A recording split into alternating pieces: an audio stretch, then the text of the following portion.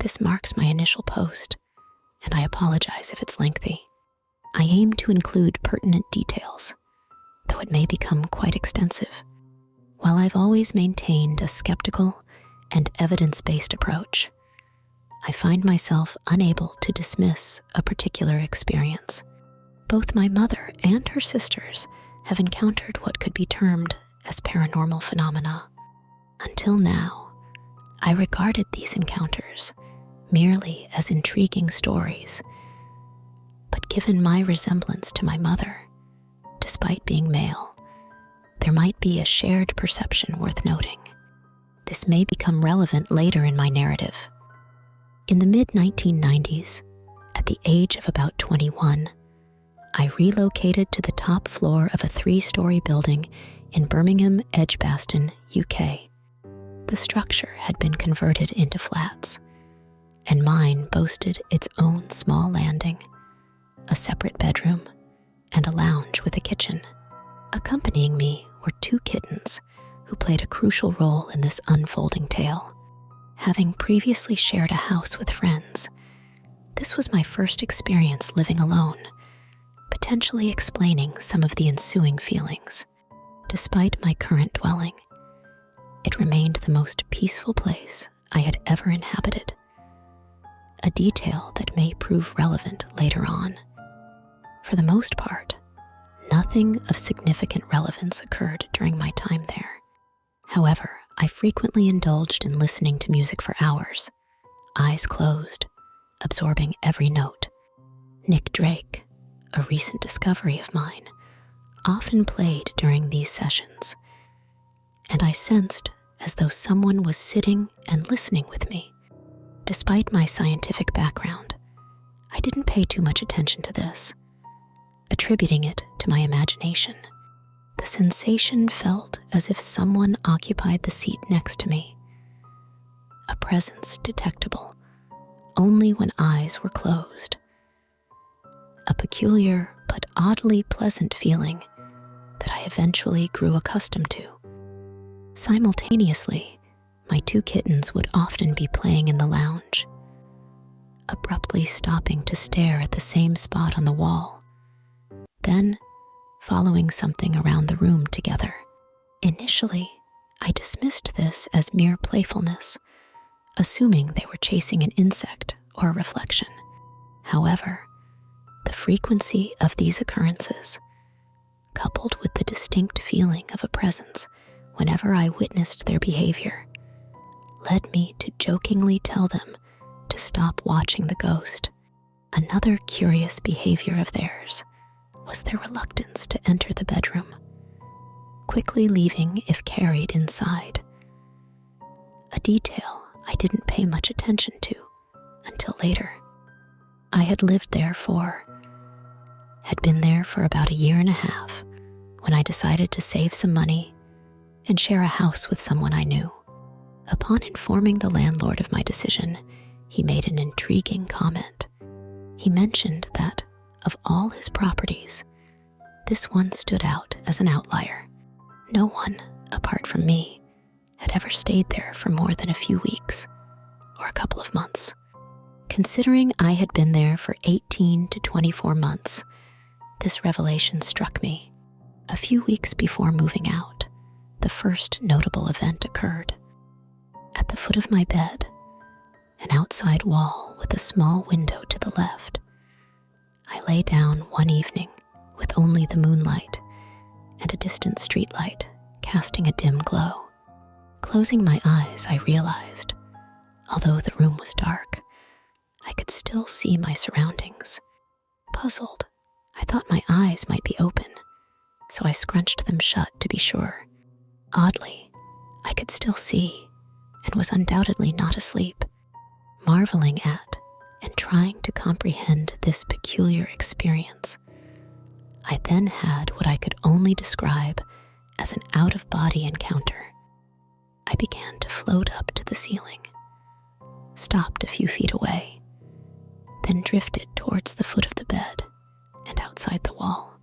Panic set in as the fear of floating through the wall and not returning overwhelmed me. Despite conflicting thoughts, I tried to shake myself back down.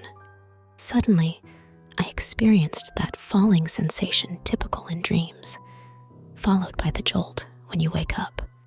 Although feeling awake the entire time, I dismissed it as having fallen asleep immediately and transitioning into a dream.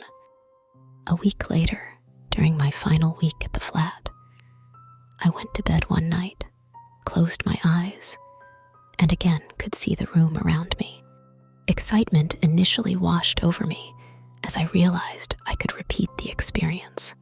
However, the memory of the previous out-of-body encounter sparked concern. To prevent a recurrence, I opened my eyes to ensure I was awake.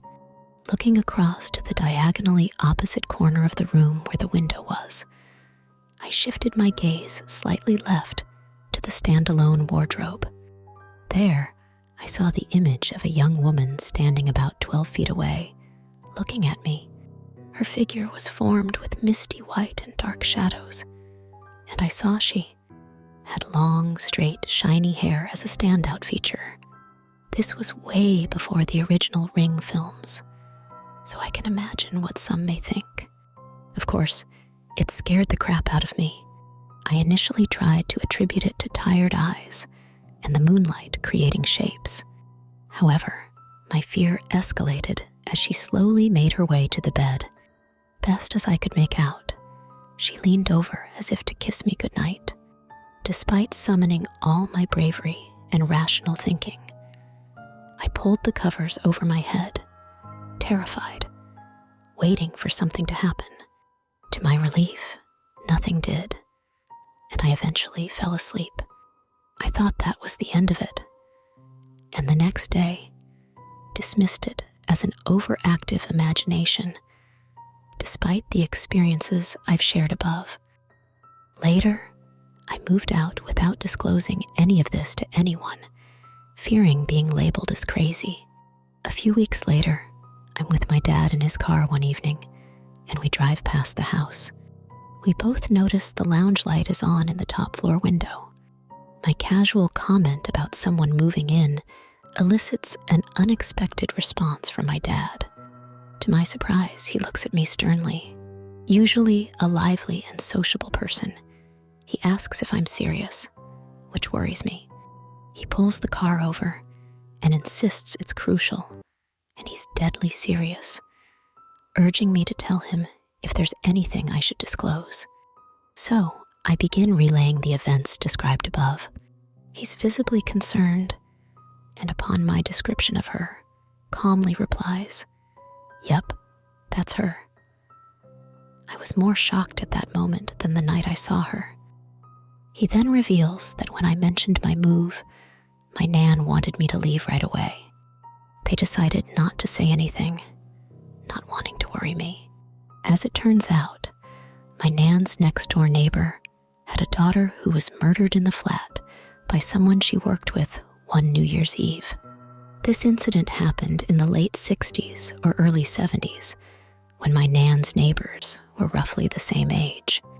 The revelation left me to uncover. The revelation about the young woman's tragic end, matching the details of the ghostly figure I encountered, left me with chills. The police had found her strangled with her dressing gown belt, not long after she had a bath. The detail they emphasized was the striking length and shine of her hair. However, the story doesn't end there. At this point, I hadn't shared my experience with anyone beyond close family members, fearing the stigma associated with the supernatural. In my early 40s, working as a software tester with a technical and fact-oriented mindset, a colleague joined my team. Despite a 10-year age difference, we shared similar interests and personalities. We became good friends.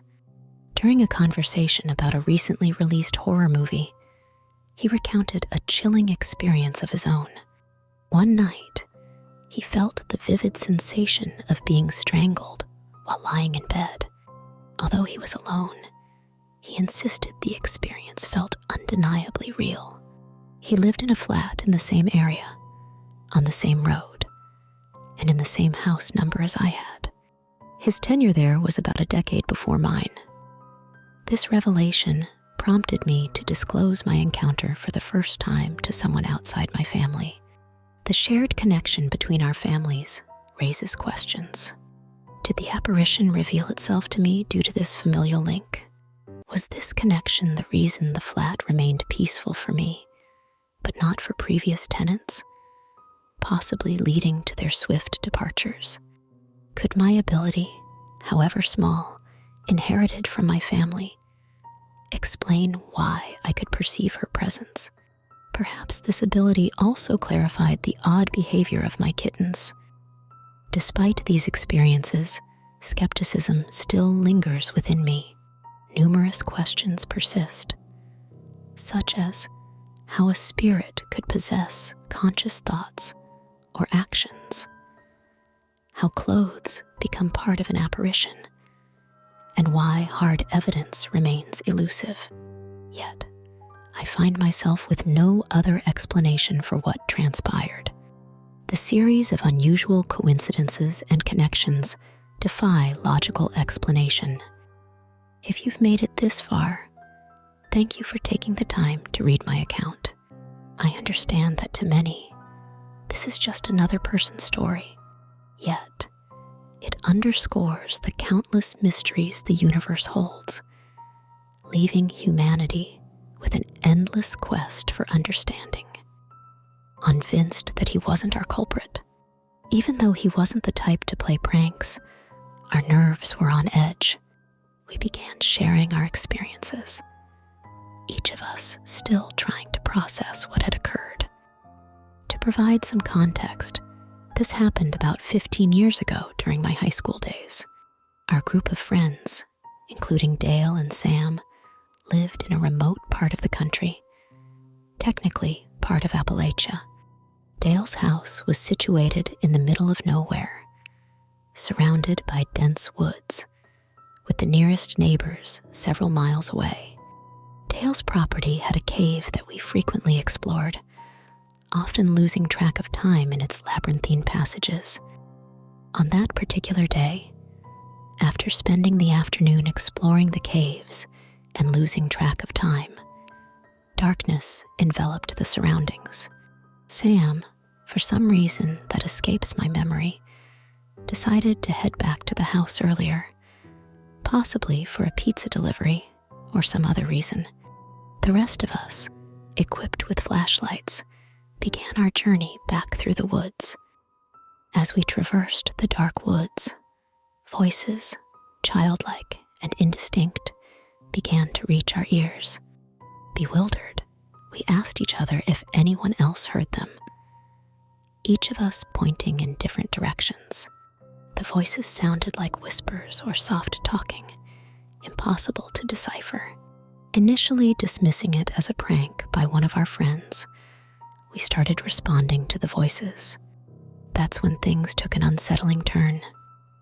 Laughter, resembling that of a child, echoed through the woods, and our flashlights began to flicker and die.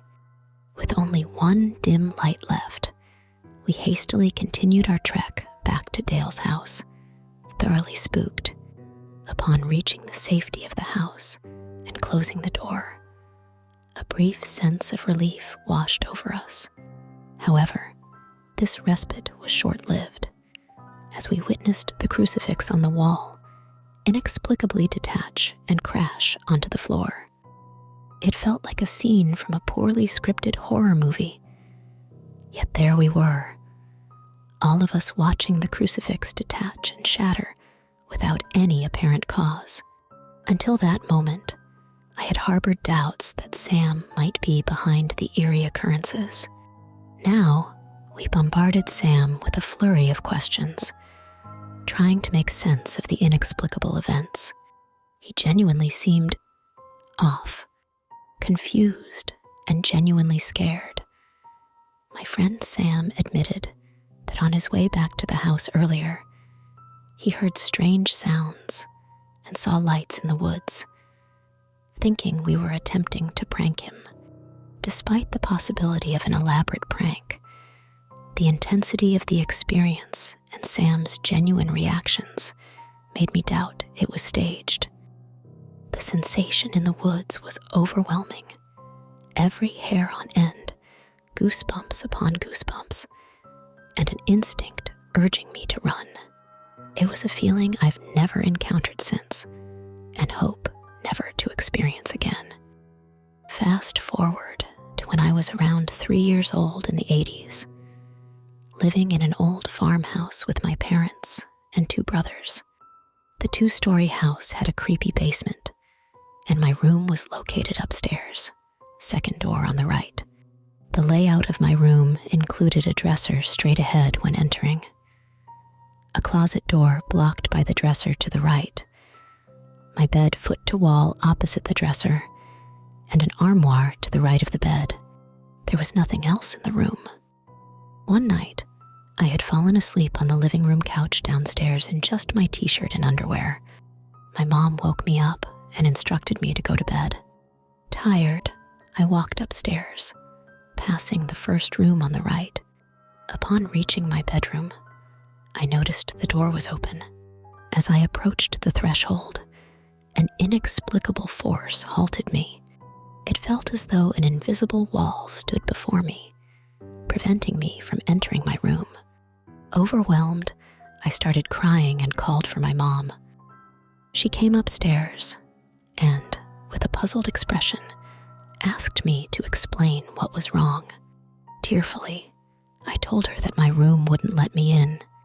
Despite my distress, she chuckled a bit and questioned what I meant. Persisting in my claim, I insisted that I could not enter my room. All the while, I continued crying, my head filled with a mixture of fear and confusion. Could see how terrified I was. Exhausted and confused, I asked her if I could sleep in my brother's room. My brother, awakened by my cries, was consulted about sharing his room. After a brief exchange of glances with my mom, he walked back into his room and shut the door. In an attempt to comfort me, my mom offered to check for monsters in my room. Nodding in agreement, I was surprised when she confidently walked into my bedroom. This was something I couldn't bring myself to do. She opened the armoire, checked under the bed, and, with the room otherwise spotless, focused on a lone white sock with 2 stripes lying on the floor in front of the dresser. As my mom inspected under the bed, I stood at the threshold, fixated on the sock. Unexpectedly, a wooden hand emerged from beneath the dresser, grabbing the sock. I lost control, screaming and even wetting myself. All I could manage was to point and say that it grabbed it. My brother, emerging from his room, tried to hush me, while my mom knelt down, attempting to calm me. She asked what I saw, and I recounted the surreal experience. A wooden hand, the same color as the dresser, medium brown, reaching out from under it to grab the sock before retracting. Despite the genuine terror in my eyes, my mom burst into laughter. In that moment, she couldn't comprehend the horror I witnessed, but my fear reached a peak when, on her knees and about to look under the dresser, I thought my mom was going to get grabbed. Miraculously, the invisible barrier that had blocked me vanished. I instinctively pounced on her, attempting to drag her away from the dresser. Though a child's efforts against an adult were futile, recognizing the genuine terror in my eyes, my mom grasped the severity of the situation. In an effort to prove there was nothing under the dresser, she decided to pull it away from the wall. As she moved the dresser, the anticipated wooden hand was absent, but there was a white sock with 2 red stripes, positioned as if it had been pulled right up to the wall. The room, once a place of fear and mystery, became a storage room. Neither I nor anyone else in the family slept there again. Eventually, my mom moved out of that house, taking the dresser with her to the new residence. Now, the same dresser sits in my mom's new house, but it's relegated to a storage area. In the bottom drawer lies a crucifix, accompanied by candles and holy water, a precautionary measure against whatever unexplained force had terrified us all those years ago. Hello, friends. I hope you're having a fantastic start to the new year. Thanks a bunch for spending time with me tonight. Apologies if I sound a bit under the weather. I've got some sniffles going on, but we're all good. If you enjoyed the video and want to support me, consider liking and subscribing. It means a lot. Wishing you a wonderful day, and I'll catch you very soon. Please take care of yourself and sweet dreams.